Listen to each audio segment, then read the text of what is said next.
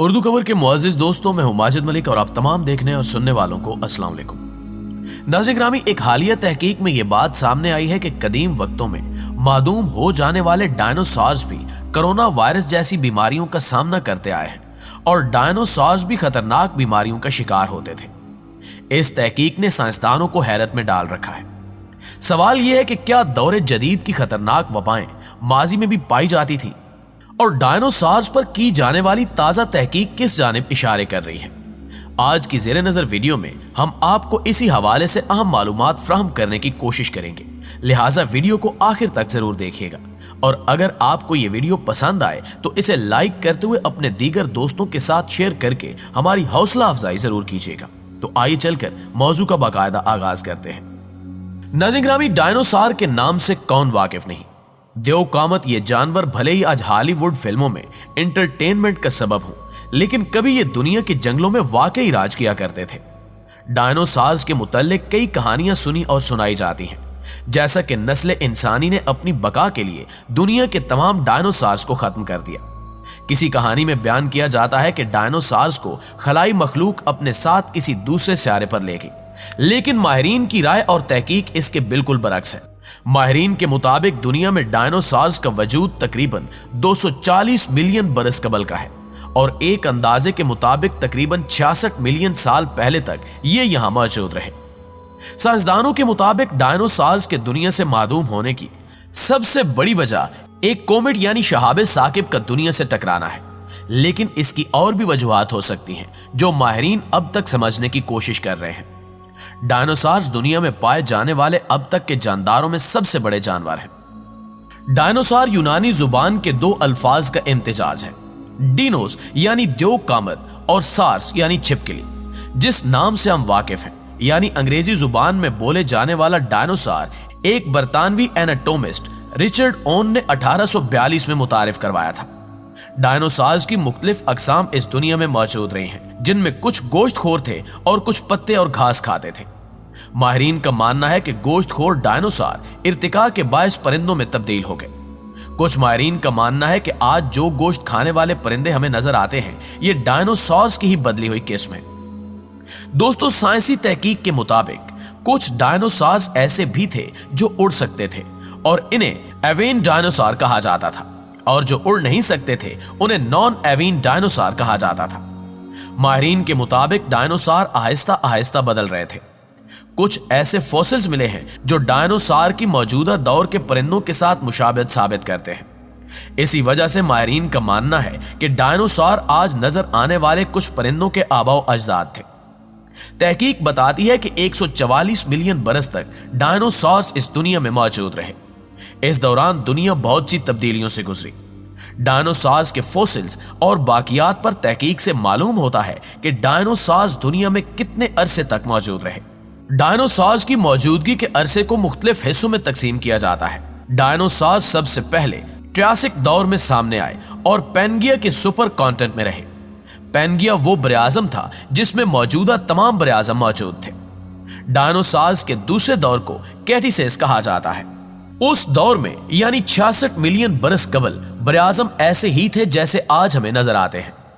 ایک دلچسپ تحقیق سے معلوم ہوا ہے کہ آج سے کروڑوں سال پہلے کے دیو قامت ڈائنوسارز بھی برڈ فلو اور کرونا وائرس جیسی بیماریوں میں مبتلا ہو کر چھینکتے اور کھانستے تھے، اور شاید انہیں بخار بھی ہو جاتا تھا۔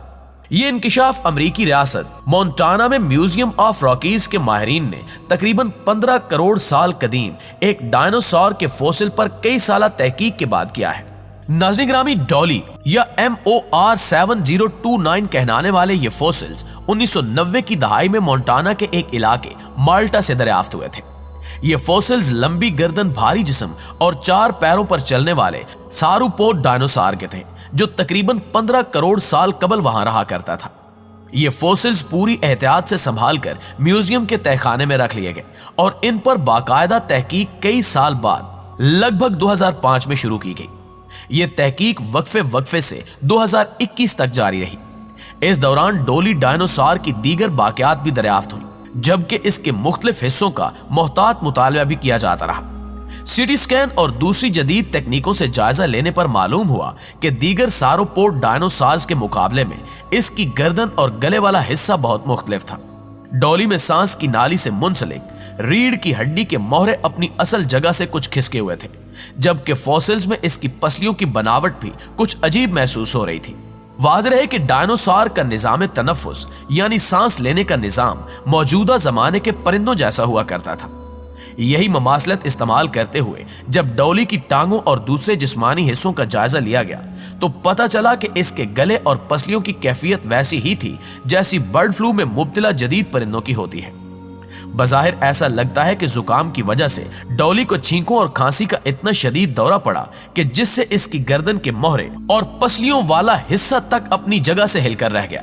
रिसर्च जर्नल साइंटिफिक रिपोर्ट्स के ताजा शुमारे में इस हवाले से अमेरिकी और कैनेडियन साइंसदानों ने बताया है कि मरते वक्त इस डायनासोर की उम्र 15 से 20 साल के दरमियान की होगी।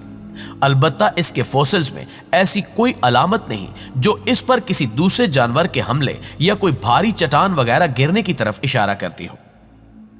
नाज़रीन गिरामी, साइंस के मुताबिक इस फॉसिल के तमाम शवाहिद इसी तरफ इशारा करते हैं कि यह पुरअमन हालत में शदीद बीमारी की वजह से जान की बाजी हार गया। कई एक साइंसदानों ने यह इंकिशाफ भी किया कि डायनासोर्स के जमाने में भी कोरोना वायरस जैसी वबा फूटी थी और इस वबा ने डायनासोर्स को भी मुतासिर किया था। ताहम इस हवाले से कोई साइंसदान कोई ठोस सबूत पेश नहीं कर सका। अक्सर ये सवाल भी सुनने में आता है कि ऐसा क्या हुआ कि इतने बड़े बड़े जानवर इस दुनिया से गायब हो गए। माहिरीन के मुताबिक 66 मिलियन साल कबल दुनिया से एक कॉमेट टकराया था। ये कॉमेट तकरीबन 6 मील चौड़ा था। कॉमेट का साइज और वजन इस कदर ज्यादा था कि जहां ये गिरा वहां मीलों गहरा गड़ा बन गया। जब कॉमेट दुनिया से टकराया तो इसकी रफ्तार राइफल की गोली से 24 गुना ज्यादा थी। इस टकराव ने बहुत ज्यादा तबाही मचाई। नॉर्थ और साउथ अमेरिका के जंगलों का तो वजूद ही खत्म हो गया। इसके नतीजे में गर्मी की एक लहर उठी जिसकी वजह से जंगलों में आग लगने के वाकयात सामने आने लगे। इस किस्म के वाकयात की वजह से पूरी दुनिया के माहौल में धुआं, मिट्टी और गर्द छा गई और ऐसा महसूस होता था जैसे दुनिया ने कंबल ओढ़ लिया हो। इस कॉमेट के टकराने से दुनिया में मौजूद तमाम जानदारों में से 75% का खात्मा हो गया था और इन्हीं में डायनासोर्स भी थे। जो डायनासोर्स उड़ नहीं सकते थे उनका मुकम्मल खात्मा हो गया, जबकि उड़ने वाले कुछ डायनासोर बच गए जो बाद में इर्तिका के बायस परिंदों में तब्दील हो गए। कुछ माहिरीन इस तहकीक से मुत्तफिक नहीं है कि एक कॉमेट के टकराने से दुनिया के तमाम डायनासोर्स खत्म हो गए।